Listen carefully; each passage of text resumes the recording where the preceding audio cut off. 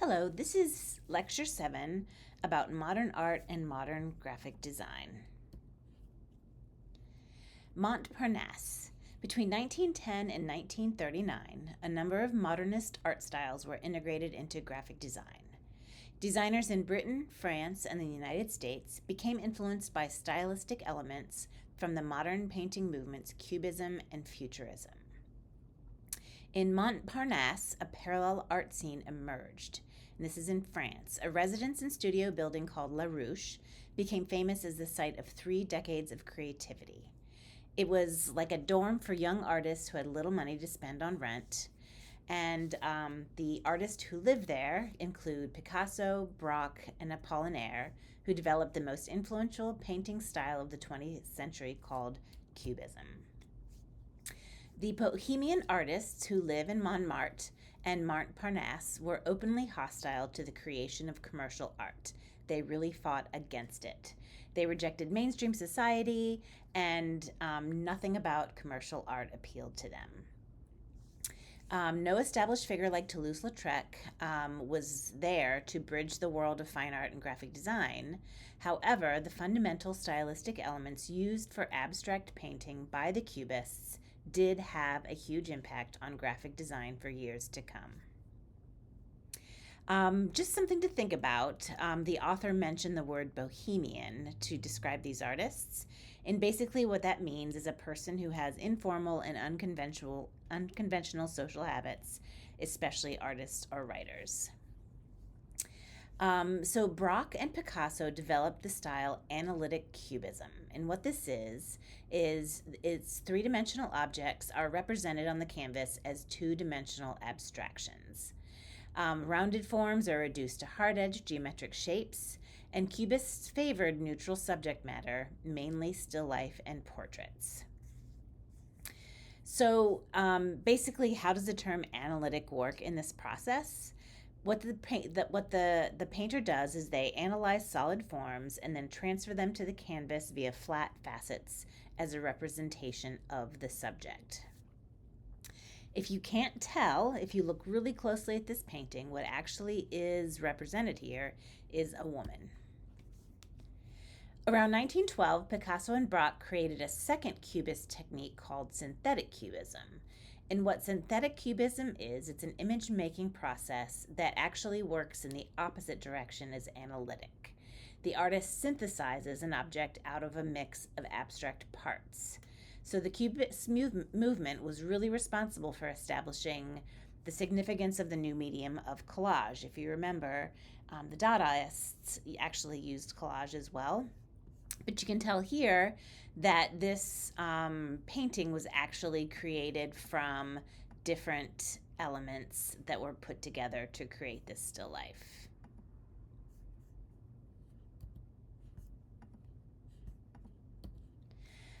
Now we're going to talk about calligrams. So I mentioned Apollinaire.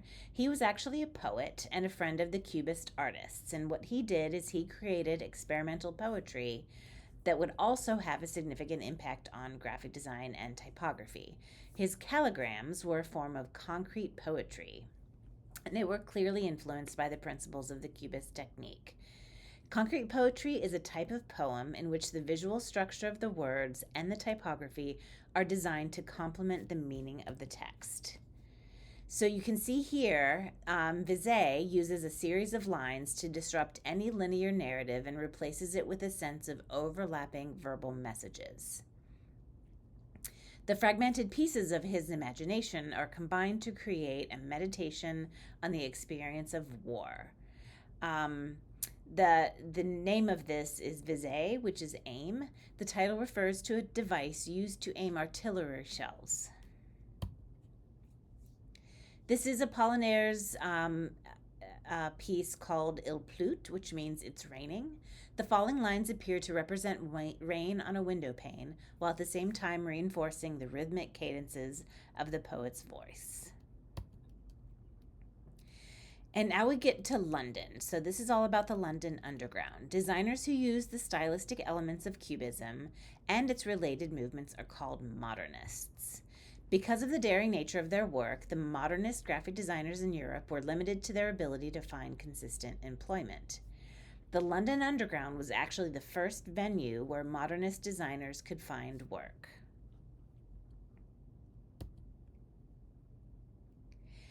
The London Underground was nicknamed the Twopenny Tube because of its price. This poster tells of the strides made in the first decade of the 20th century and assured passengers if they rode it, they would avoid all anxiety. So this was a poster promoting the use of the London Railway. The style of the poster is eclectic, with framework that separates the space into a series of boxes and rectangles. This is the Covent Garden, it's called a roundel. It's sort of the signage in the London Underground. Sir George Gibb was the deputy chairman of the Underground Group, who was responsible for the overall policy and day-to-day operations of the London Underground. And this is sort of the introduction of its new trademark. Sir George Gibb's assistant, Frank Pick, was the official publicity manager of the Underground Group. What's really important about Frank Pick is that he had the vision to become one of the most substantial patrons of modernist posters of the 20th century. And he really recognized how the new kinds of graphic design had the quality at times when few others did. So he commissioned advertising that would convince the public to use the Underground for leisure on the weekends. He would set up hoardings in each station that it exhibited only ads for the Underground. One of the first designers that Frank Pick hired to design posters for the Underground was Edward McKnight Coffer. He's actually American, born in Montana, and moved to Europe in 1913. He was first introduced to the Sackplakat style there, and intuitively knew how to introduce a degree of cubist abstraction into his work so that it would be accepted by his patrons and viewers. This is a poster he created for the Underground called Winter Sails.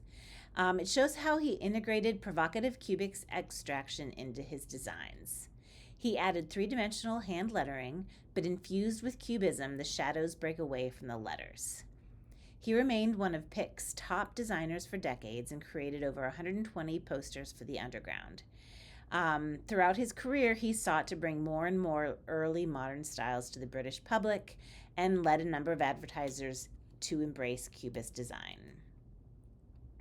This is a poster designed for the Underground by Austin Cooper. The crowded tunnels of the tube were praised for their comfortable indoor climate during wintertime. So that's why this is sort of has this idea of fire and warmth. Frank Pick's second major innovation was to use a standardized and easily legible system of signage. He commissioned Edward Johnson to develop a typeface known as Johnston Sans. He created lettering that would be legible in the blink of an eye from a passing train. Frank Pick often commissioned works that reinforced the strengths of the Underground, its high technology and status as an exciting modern experience. Johnston Sans O is a perfect circle for design reasons. The O also proved to be well matched to the existing trademark of the Underground, the circular roundel. The most important part of this update was a change in proportions between the bullseye and the bar, making the former smaller. This reconfigured trademark became one of the most recognizable trademarks ever invented, and the London Underground logo was designed by Edward Johnston. In 1939, Frank Pick commissioned the famous American surrealist Man Ray to create a poster for the Underground. He played upon the surreal aspects of the bullseye, linking it to a planet floating in outer space, which you can see right here. Harry C. Beck was the person who designed the London Underground map. After the network grew in complexity when it was expanded in 1920, Harry Beck convinced the publicity department to adopt his map of the different routes. He displayed the tentacles of the system in a logical, practical diagram. The finished map became one of the most famous examples of information management ever devised. It was laid out into a grid-based design that showed each route on a horizontal, vertical, or diagonal axis. Which brings us to Futurism. The possibilities of the Cubist style were quickly picked up by other artists. A group of Italian poets, musicians, and painters, led by Filippo Marinetti, called themselves the Futurists, and they basically were the most successful adopters of the Cubist ideal. Futurism was founded in 1909. It was really not intended as an artistic movement, but rather a change in society, especially in Italy, to allow it to compete with the modern industrial world. To quote Marinetti, it is from Italy that we launch through the world this violently upsetting incendiary manifesto of ours. With it, today, we establish Futurism. For too long, Italy has been a dealer in second-hand clothes. We mean to free her from the numberless museums that covet her like so many graveyards. Unlike the Cubists, the Futurists wanted to reach the public through a variety of printed works. This is his work called Zang Tum Tum. He really played with experimental typography, and he published, this is a book that he published. He wanted the typography to reinforce the dynamism of the text, having the words become image, and forego any and all conventional rules of grammar, pronunciation, and syntax. This text is based on his experience in the Balkan Wars when he had served as a soldier. Through his extensive publications, Marinetti opened up for Futurism a new space for artists that they had never before engaged, the publicity of mass media.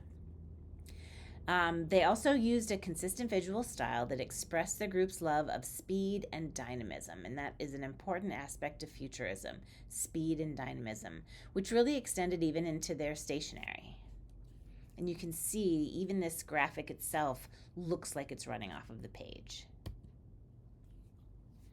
Another outlet for Futurist typographical experiments came in the form of a collaboration with the editors of the radical newspaper La Serva. It combined political and cultural essays that were designed to shock and provoke, and it was closely allied with the Futurist cause. The newspaper was made in a more aggressive style with a 6-inch high masthead.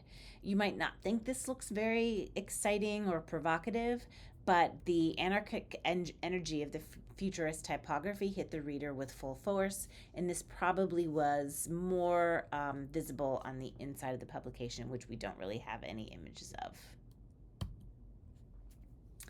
Umberto Boccioni was the most important Futurist painter. This painting shows how decisively the Futurists were able to remake Cubism to fit their ideological and visual goals. So the Futurists worshipped the speed and excitement of modern machines, and here you can see Boccioni transforming an athlete into an abstract, powerful machine that disappears in a flurry of motion, and this is called dynamism of a football player. The color and kineticism of Futurist painting would make it an exciting source for graphic designers who really sought to invoke similar themes of the exciting spectacle of modern life. And you can see the flat, kind of faceted planes of Cubism in here, but with the curves and just even the use of color really brings it into motion. This book design is from the Futurist movement. The title ascends diagonally up the frame, creating a sense of dynamism and movement. Inside, the typography runs riotously across the pages, and if you actually had access to the book, you would see that the way the book is set up on the inside, you had to turn the book around and around again to follow the text. I even love the creative way they've bound this book with the nuts and bolts. Vorticism is another movement sort of during this time, and Marinetti visited London, and his promotion of Futurist principles had a direct impact on many artists there. The painter Wyndham Lewis, who started working in the Cubist style around 1911, soon adopted some of the kinetic and colorist elements of Futurist painting. He published the first issue of a new journal devoted to English art called Blast, and then also formed the new art movement called Vorticism. Vorticism, though, still was always considered to be up the poor stepchild of Futurism. You can see the cover of Blast in the bold sans serif letters scream from a diagonal axis. Inside, which unfortunately we can't see, there was also the use of kinetic typography, which announced the strength of the new beliefs. So this is another issue of Blast. The cover of this issue is dominated by one of Lewis's woodcuts, which displays hybrid man-machine soldiers marching across an urban landscape. You can kind of see the face here and the arms and all these angles. And really, you can kind of start seeing a little bit of movement, just like you did in Boccioni's Dynamism of a Football Player. But in contrast, Lewis's lines are very clean and clear, where Boccioni's movement was showed by more blurred motion. And this is another poster by Edward McKnight Coffer, if you remember him from the London Underground posters. This is more of a sort of a combination of futurist and Vourist styles, but more Vouristic, which you can see with this idea of the man-made hybrid machine.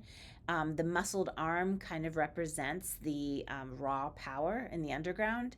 In the Cubist collage style, he stitched together man and machine. There's a vortex-like circle in the center, which forms a vision of spinning turbine of the wheel of a train. And the round wheel represents the trademark of the London Underground logo, which you can kind of see right here. The most striking example of a vorticist-inspired poster is Coffer's Daily Herald ad, which you can see the poster was a huge success and helped to establish Coffer's reputation as a top young designer. You can see the idea of the soaring birds at the top, communicated only by the shape of their forms and the angle of their flight relative to the frame. So he kind of held this idea of frozen movement. Which also brings us to some of the typography that was being created at this time. This is Gill Sans, which probably a lot of you have seen or used, or at least, seen on your list in your computer. And this was designed by Eric Gill. And this was one of the most successful modernist typefaces of the 1920s. Eric Gill was a British artist and typographer, and he designed it in an attempt to embrace traditional techniques, just not as much of a celebration of machine innovation, but it really became the embodiment of Englishness. Near the end of World War I, two artists, Frenchman Amandé Ozenfant and the Swiss-born Charles-Édouard Jeanneret, sought to create a new style based on a reinterpretation of Cubist principles. And all of these movements sort of go under the umbrella of modernism. This was sort of built on a combination of analytic Cubist faceting and synthetic Cubist collage, and he called the movement Purism, and it really had a significant impact on graphic design in France. The men wanted to establish a lyrical universal aesthetic that could unite the continent.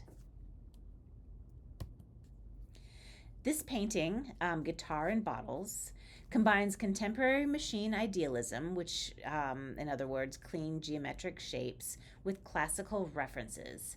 It's the purest attempt to harmonize the past and the future. While some objects resemble classical architecture, others reference the modern world of industry. And the purist really wanted to show that mass-produced goods could be beautiful, harkening back to William Morris and the arts and crafts movement. So this is actually a photograph from the work of Le Corbusier. The purest sense of responsibility of rebuilding post-war Europe was most obvious in Le Corbusier's architecture.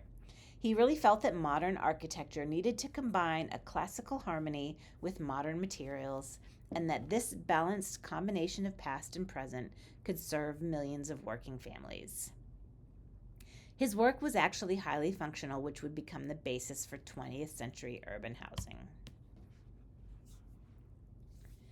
Beginning in 1966, so we're jumping ahead a little bit, Art Deco, an English term, became used as a catch-all term for the work of different types of designers pursuing geometric abstraction. The ascendance of Art Deco represents the gradual process in which modern art styles, especially Cubism, Futurism, Vorticism, and Purism, were turned into a trendy fashion in order to be marketed to a broad public. Art Deco was really more of a commercial message, and it came about celebrating the glamour and excitement of affluent modern lifestyles. The basic elements of the Art Deco style are simplicity, symmetry, planarity, and geometry. And this visual language was applied across a vast range of art and design products. Using the same basic vocabulary of rectilinear and orthogonal elements, the machine aesthetic and reductive geometric abstraction, young architects and designers devised new visual forms for the commercial market. And while Art Deco styles eventually filtered down to the world of mass production, much Art Deco work was expensive and handmade and had been the case with Art Nouveau, which had also been the case of the arts and crafts movement. So these are just some examples of flatware in China produced with that Art Deco sensibility. The tapered shape of the cup combined with a triangular handle created a very unconventional design. One would say not very ergonomic. This has a geometric sunrise pattern that folds over the lip of each cup and saucer. The vocabulary forms that make up this tea set is very similar to the use of geometric abstraction in the British Art Deco graphics, such as the underground posters of Edward McKnight Coffer. The best-known Art Deco graphic designer in Paris was actually a Ukrainian immigrant named Adolphe Jean-Marie Morin, who used the pseudonym A.M. Cassandre. And he was actually very close friends with the architect Le Corbusier. The architectural structures and clearly delineated forms of purist paintings are evidence in his posters, which you can see here. The sleek, pure shapes of the bottles and the perfect circle that underlines the shape of the wine glass are reminiscent of Ozenfant's paintings. The elements are collaged, like in Cubist's work, and the shape and direction of the bold words wagon bar connect visually to the black rail and the whole mass of the train's undercarriage. So this is a really cool process painting, and this was one of the most memorable posters because of the way Cassandre used imagery to convey meaning. With this poster, he succeeded in designing a work that had an instantaneous visual impact, and therefore could be grasped when glanced at briefly from a moving vehicle on a city street. Dubo means beautiful, Dubon means good, and then you get the full name of the brand itself.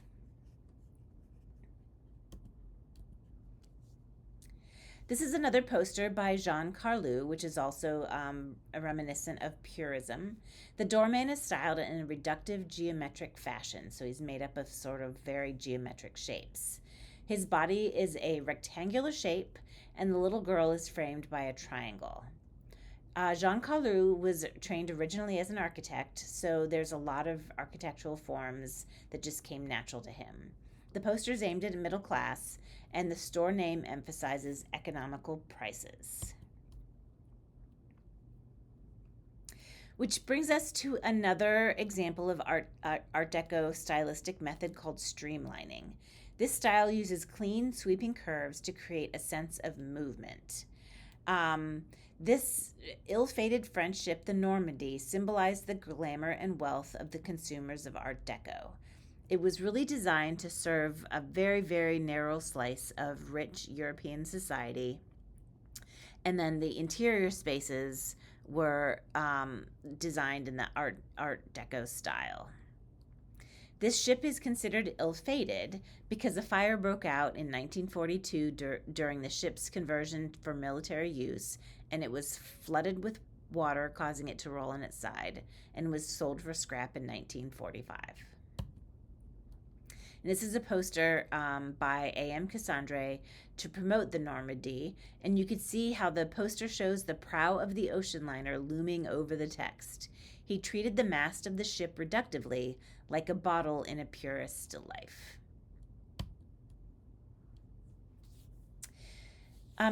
Cassandre designed a number of typefaces throughout his career, beginning with Bifur, which was introduced in 1929. While geometric Art Deco typefaces such as Bifur are not necessarily geometric, Cassandre designed the sweeping streamline curves of the letters with attention to decorative flourishes. Most Art Deco typefaces are actually so associated with the look of this era that they did not develop universal appeal.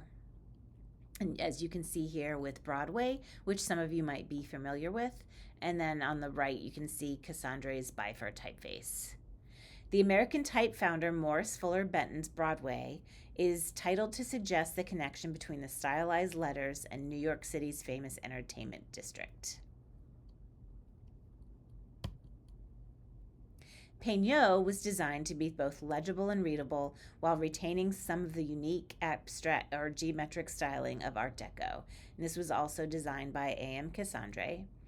And he really had his greatest success as a type designer. Peignot was very well received at the 1937 exhibition in Paris, which was the last great World's Fair to be held before the Second World War. He's the most distinctive visual identifier this typeface is the most distinctive visual identifier of the Art Deco style.